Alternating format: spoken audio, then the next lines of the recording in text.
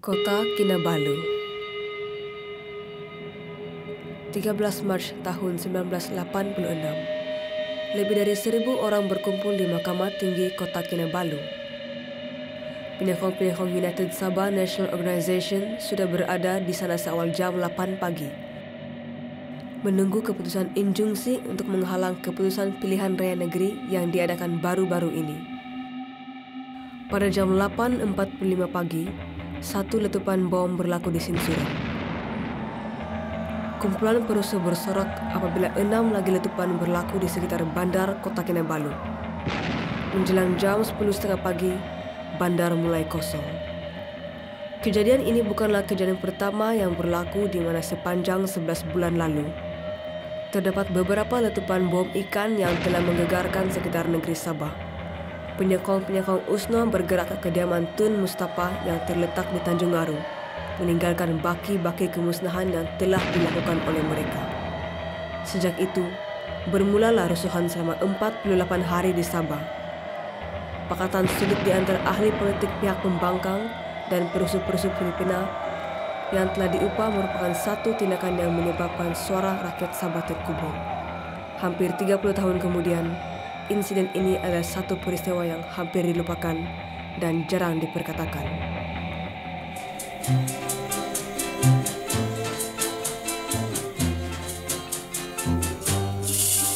Ada zau zadai bai no zau kondom bai no zau komi honadi ikin nahan sanku kuazandi zau sandi nakasa.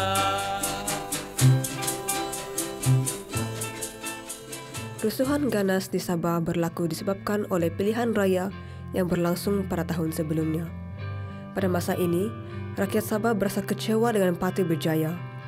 Dalam usaha untuk meletakkan satu pengakhiran kepada pemerintahan 9 tahun mereka, Parti Pembangkang USNO dan Parti Baru, Parti Bersatu Sabah, telah membentuk satu pakatan sulit. USNO diketuai oleh Tun Mustafa bin Datuk Harun, seorang ahli politik veteran yang menjawat jawatan Ketua Menteri dari tahun 1967 hingga tahun 1975. PBS pula diketuai oleh Datuk Joseph Parin Kitingan, bekas timbalan Presiden Parti Berjaya, dan Huguan Seo, pemimpin Kerajaan Dusun. Gabungan usaha USNO dan PBS berjaya menjatuhkan Parti Barisan Nasional. Akan tetapi, pakatan mereka runtuh pada malam keputusan pilihan raya diumumkan. Who expected Berjaya to lose the election in 1985? Nobody, not even PBS. But because the sentiment was very strong, dan itu semua hadir, who said in a rally, big rally in the Town Padang in Kota Kinabalu, to the effect that we will sing and swim with Berjaya. Now, if you are a Berjaya member then, how would you interpret the thing? Will you not be happy? Of course. Sometimes it is not easy to accept the result of the election when you have been doing so good. But there were some mistake we made during that. Even though how good you are, sometimes, that's why I said, men proposes, God disposes. The coalition between USNO and PBS is a form of understanding. It's a form of understanding because we know very well none of us, not PBS or USNO, can win a single party government. So therefore, in order to topple Berjaya, we have to cooperate. But despite the fact that we have not got a proper agreement, just an understanding agreement between PBS and USNO, Tun Mustafa also went all out to campaign for both PBS and USNO. And that is why a lot of the Muslim also in marginal seats who voted for PBS.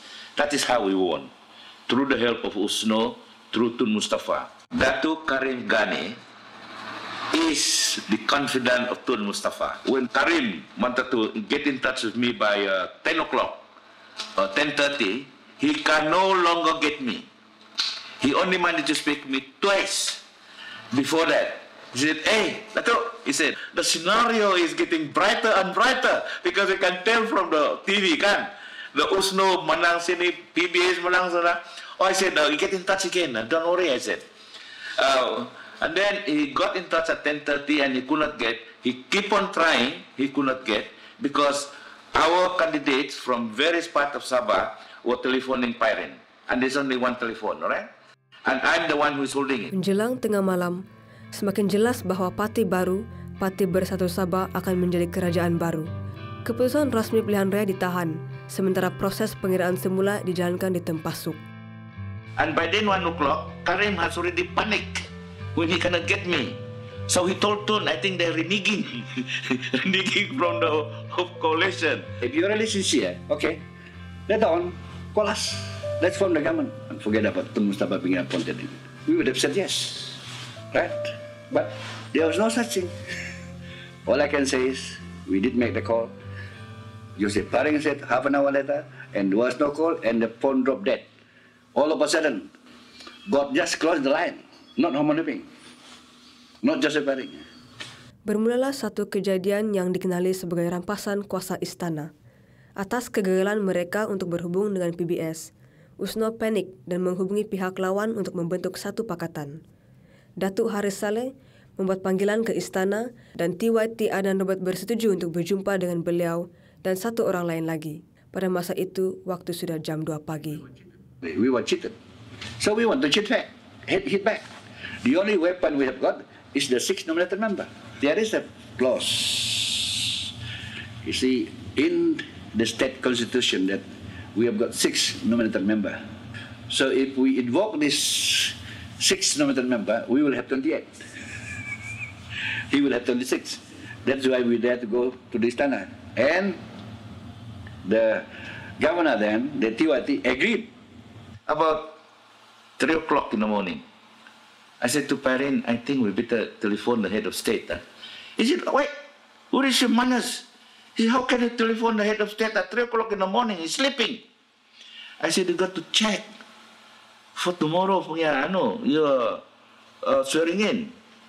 So he said, you telephone the secretary to the head of state. I managed to speak to him.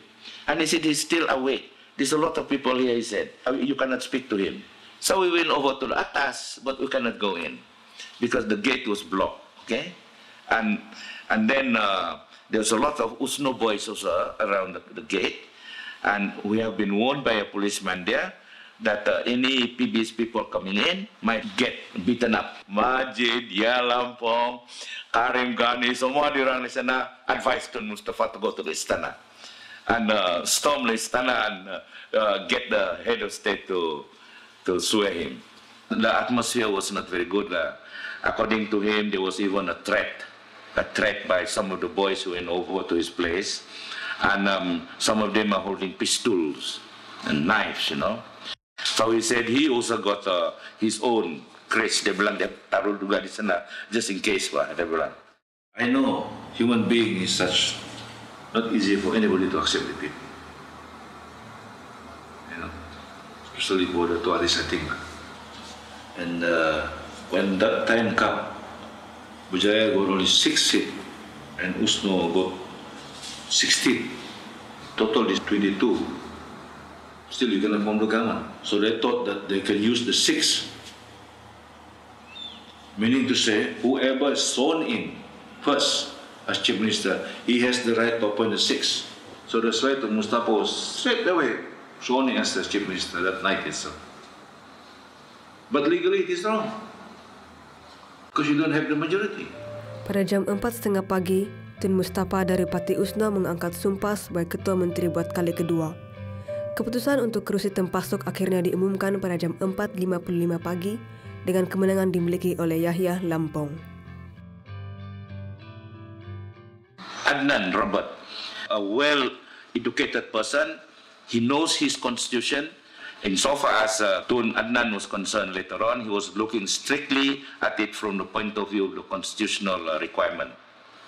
So he was right there. He did say in court that he has made a mistake. That is why he said he rectified the appointment of Datuk Pyrin.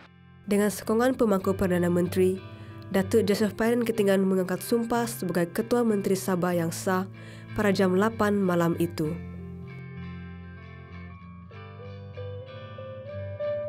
by 10 o'clock, Pyrin was back in his house as the chief minister. So I said to him, we are going home. They have been working the whole day, the whole morning, the whole night. So I said it is about time for us to go and have our shower.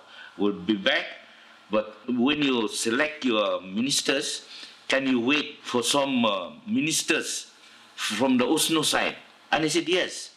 When I come back, all the names are already there, sambilan semua. So saya bilang, kenapa ini? We have got an obligation to the other party. Now I said tomorrow there will be a demonstration. Sure enough, kan? Tun Mustafa memfailkan injunksi terhadap TYT Adnan Robert. Seperti yang diketahui oleh USNO, Tun Mustafa masih memegang jawatan Ketua Menteri. Wah, that morning, saya tengok itu Padang Merdeka di KK. Saya bilang, kenapa itu? Banyak itu bas USNO di sana. Saya bilang, bos, kenapa itu Padang penuh itu bas? Saya bilang. Kau tahu itu Sakaran dan Dai punya orang. Itu Dato' Mustafa bawa. Dari Sempurna sama itu, dia bilang. Jadi, early morning kan 9 o'clock. Saya dengar satu meletup bom di in front of the MPKK punya stesen minyak. Bom tangan. Banyak kereta kena meletup di sana, orang antam bom tangan.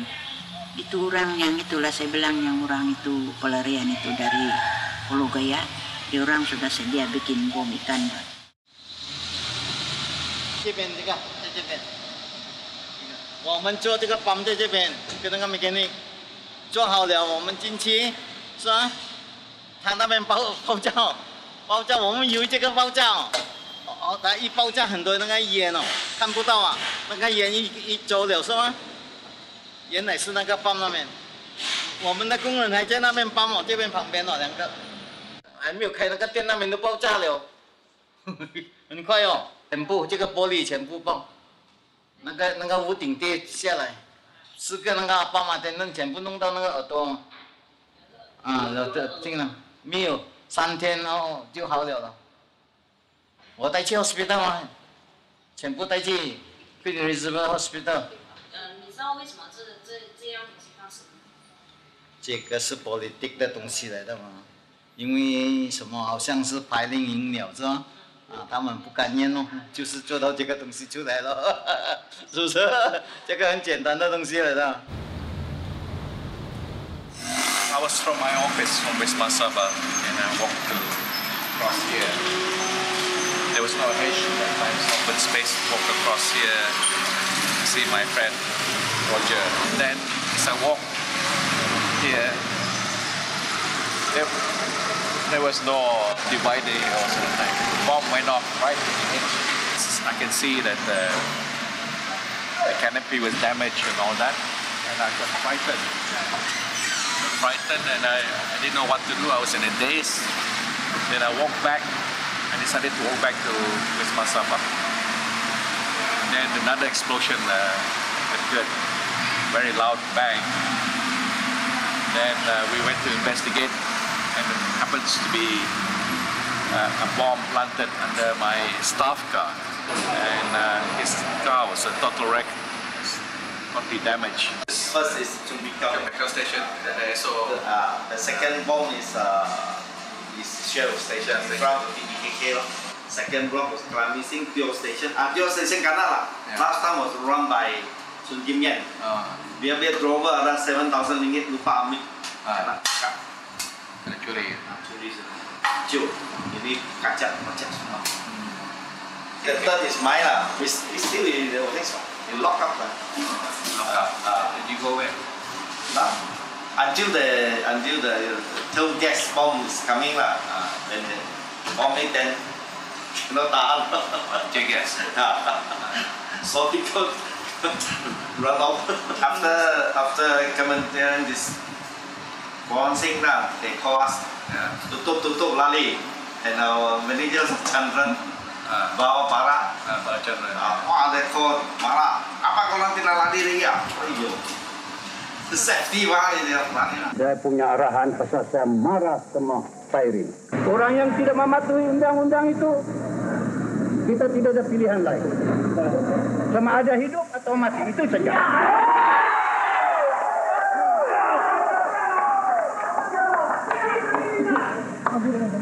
Semua pergi ke masjid.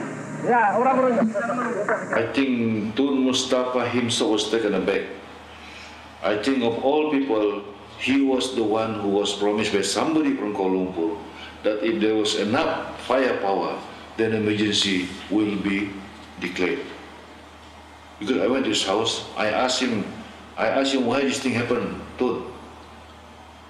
Oh, biarlah, that's what he said. And I can tell you this man, that if we didn't approve of the whole thing, I don't think those people would have come. Pelarian-pelarian itu tinggal bersama-sama istri dan anak-anak mereka di masjid negeri. Pada malam yang sama, 2 tanda salib dilukis di dinding masjid negeri dengan menggunakan cat merah. Kedua-dua parti USNO dan Berjaya menuduh bahwa parti pelbagai kaum, Parti Bersatu Sabah, sebagai parti anti-Islam. Mereka percaya bahwa Sabah sedang menghadapi masalah kegolakan agama berbanding krisis politik. You have my honest opinion. Yeah? It was done by the Muslim. Some mosques were burned. There was one in Kota Blut, my own kampung. I know who did it. Not done by the Christians.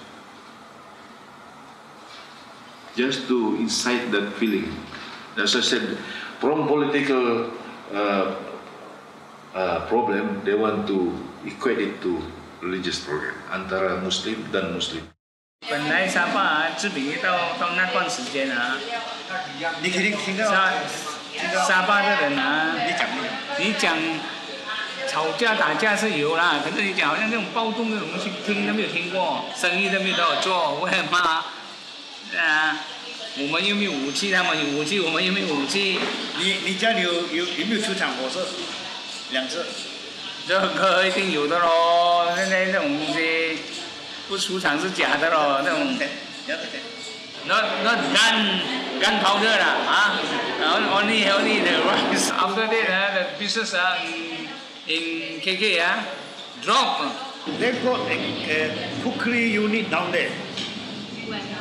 In Muiz building. Not the Muiz now, you know. That's on the other side. They do the cooking, they do water supply from there. They got everything, they carry everything to the refugee or the people that stay in the mosque. I did not see, but I think, there was some smaller demonstrations in Sandakan and Tawau as well. If you remember, people like Gapur Sali was involved in Tawau. Asna Ibrahim was very much involved in Sandakan. There was some burning of building there, I heard, but smaller than the one in Kota Kinabalu. Keganasan yang melanda memaksa pihak polis untuk mengisytiharkan perintah berkurung di seluruh kota Kinabalu. Ibu bapa berhenti dari menghantar anak-anak mereka ke sekolah. How you know from Pulau Daya? Because you recognize some of them, right? Yeah. Because you supply petrol to them, right? Yeah. I know that you supply petrol to them. Yeah. Some of them are your customer. Yeah. Are they also the bomber? No. They also involved lah. They're involved. Ada gaji, dia tinggal. Duit minyak. Ada makan, ada duit. Oh, they were paid. They pay them.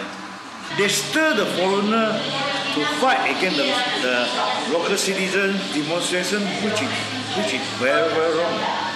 Because any government, either the opposition or the PM government, the first priority is to protect their own children, their citizens.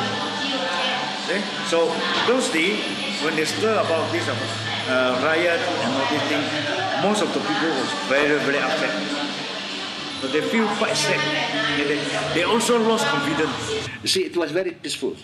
In fact, when we passed the mosque, some people are throwing stone, so we jumped.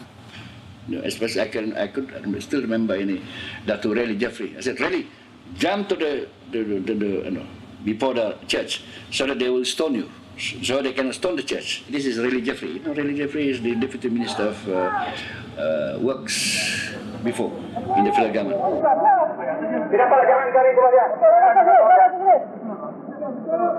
Jangan garis sama dia. Okey, Asad. You kill him back.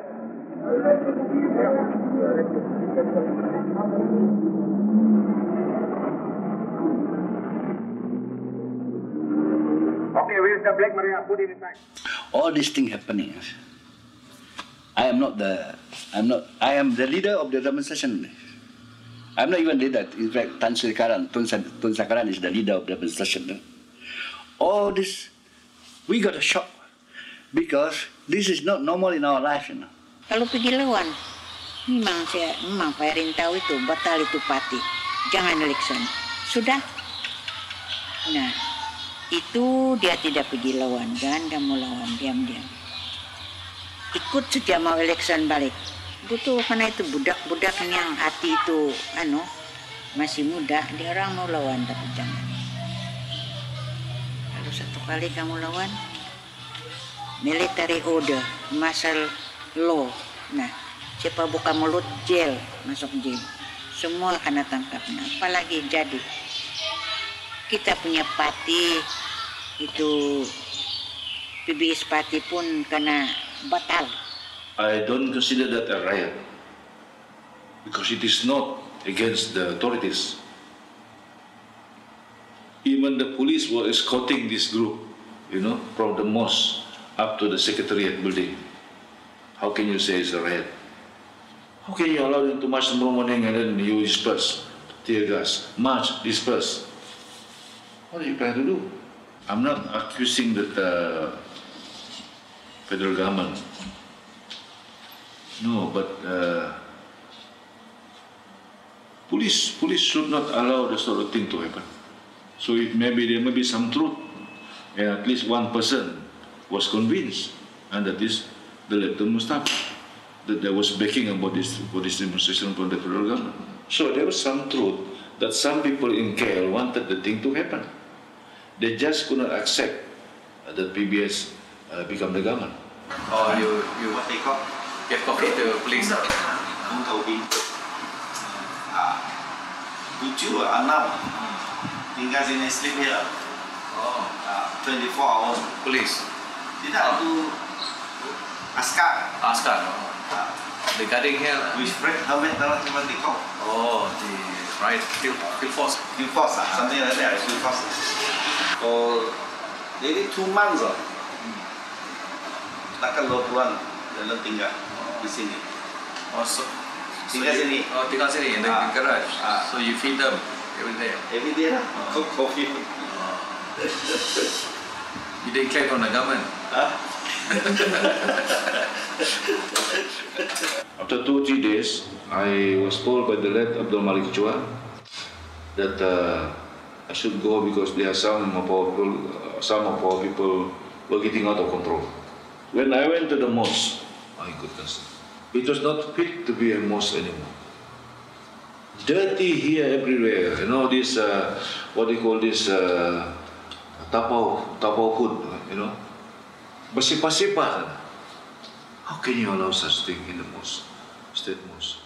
Even now you can easily recognize who are local, who are foreigners. Very, very simple. So I can tell you now, out of 10 people there at the mosque that I saw, 6 or 7 are not local, Filipinos, I think the supporters of Tun Mustafa, they want to fighting against Joseph Paring.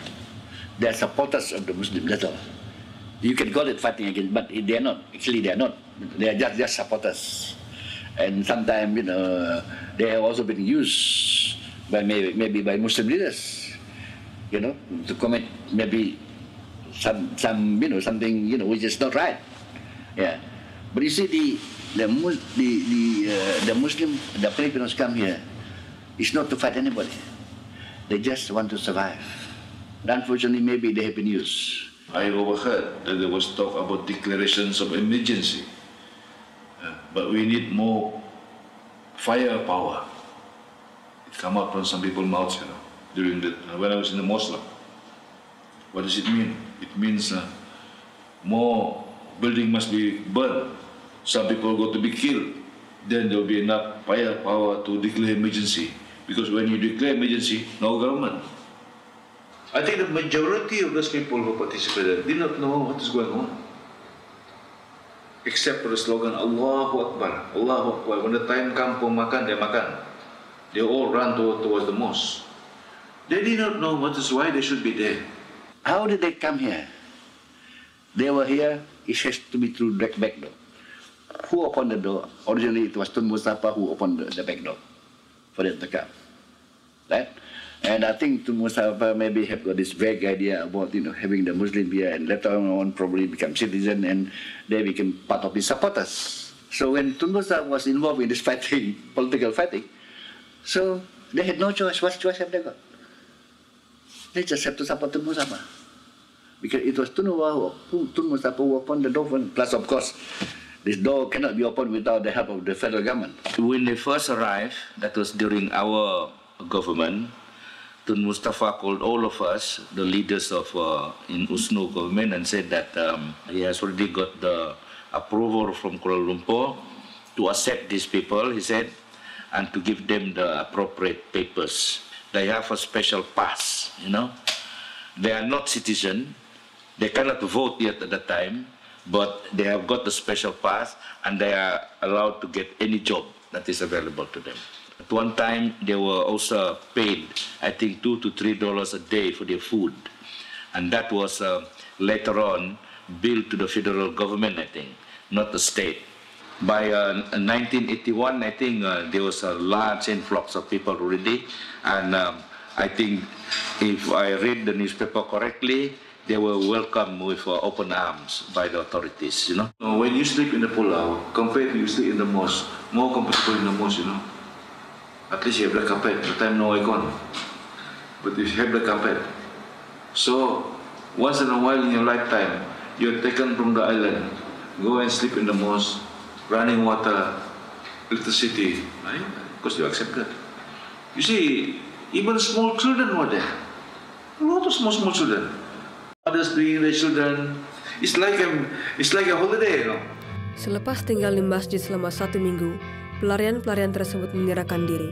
3 hari kemudian, Datuk Seri Dr. Mahathir tiba di Kota Kinabalu untuk meredakan keadaan. Perdana Menteri telah memberi satu cadangan untuk membentuk satu pakatan di antara PBS, USNO dan Berjaya. Tetapi, 3 orang ahli Dewan Undangan Negeri dari PBS telah pun dicalonkan untuk menyertai Parti Berjaya. Parent had no choice but to declare the state election for 1986. He just said that he has dissolved the assembly. Bah, sudah itu kan, election lah. Kita orang mau campaign lah. Apalagi saya punya campaign. Bah, kamu orang sekarang pergilah vote itu Mustafa. Tunggu, sekarang dia mau bom sudah kita, saya bilang. Itu saya punya campaign, Pak. Tengok, belum lagi kerajaan dia, sudah dia mau bom itu rakyat. Lebih lagi kalau dia sudah jadi kerajaan, matai kita. Janganlah kamu orang vote itu Berjaya, jangan vote itu USNO. Vote lah itu PBS, saya bilang. No more collision. Jadi Chief Minister terus. Sebab, itulah sebab Pairin jadi Ketua Menteri, the second time election. Di penghujung episode ini, rakyat Sabah berjaya melawan semula secara aman melalui undian mereka. PBS menang pilihan raya tahun 1986 dengan majoriti mengambil 34 kursi dari 47 kursi yang dipertandingkan. USNO dan Berjaya kekal sebagai pakatan sehingga tahun 1990. You remember who kena tangkap? Some famous people. Mostly Filipino. Handful of people they kena tangkap. So ini your customer from Dayal kena tangkap? Ya, ada. Lepas.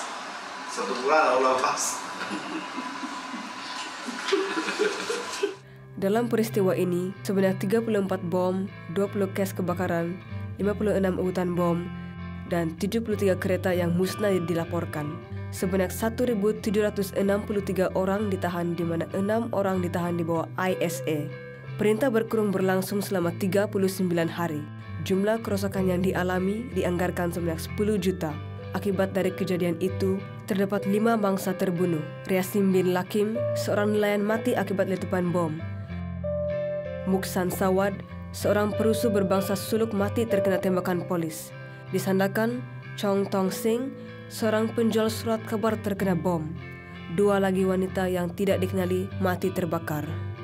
Untuk semua kerusakan yang dialami, tidak ada seorang pun yang mengambil tanggung jawab atas sekatan yang berlaku di seluruh negeri. Ahli-ahli politik akan menyatakan kepada Anda bahwa rusuhan ini yang berlaku di Sabah adalah kesan daripada konflik politik. Pada hakikatnya, mereka telah membalas dendam kepada rakyat kerana rakyat tidak mengundi mereka. Semua ahli politik hendaklah diingatkan bahwa apa jua kaum, agama atau aliran politik mereka adalah menjadi tanggung jawab semua ahli politik untuk melindungi rakyat dan semua orang lain dalam jagaan mereka.